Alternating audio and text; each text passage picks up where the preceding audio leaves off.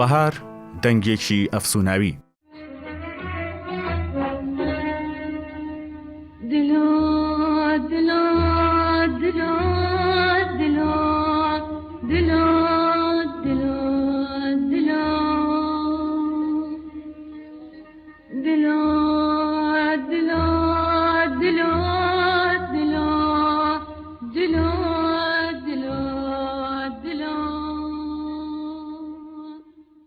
گوڵبەهار ژنە هونەرمەندێکی ناسراوی کوردستانە و بە ژنێکی ئازا و ڕچەشکێن لە بواری هونەردا دادەنرێت و وەک گۆرانی بێژ و ئەکتەر خزمەتێکی زۆری بە هونەری کوردی کردووە.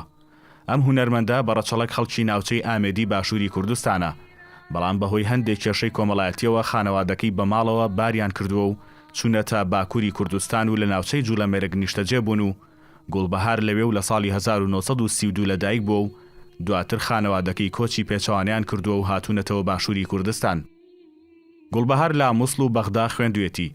ئێزگەی کوردی بەغدا وێزگەیەکی گرنگ بووە بۆ ئەوەی لەو دەرگایەوە خزمەت بە بوارەکانی هونەری کوردی بکات و لەوێ وەک ئەکتەر بەشداری چەندین درامای کوردی ڕادیۆیی کردووە. پشتی شێری خزمەتەکانی لە بواری گۆرانیدا بووە و 272 گۆرانی تۆمار و بڵاو کردوێتەوە و بەوەش وەک هونەرمەندێکی ڕچەشکێن و دژەبا و دەنگخۆش لە سەرانسەری کوردستاندا ناسراوە. گوڵبەهار لەگەڵ هونەرمەندانی دیکەی هاوڕێی بەشداری چەندین ئاهەنگی گۆرانی لە ناوخۆ و وڵاتانی عەرەبی و ئەوروپا و خۆرئاوا کردووە. هەروەها بەشداری چەند فیلمێکی سینەماییشی کردووە. پاش خزمەتێکی زۆر لە ئێزگەی کوردی بەغدا لە ساڵی 1970 خانەنشین دەبێت. ئەم هونەرمەندە گەورەیە کە نزیکەی نیو سەدا خزمەتی هونەری کوردی کرد لە 23 شوباتی ساڵی 2010 بە نەخۆشی کۆچی دوایی کرد و لەسەر ڕاستپاردەی خۆی لە شاری نەجەفی پیرۆز بە خاک سپێردرا.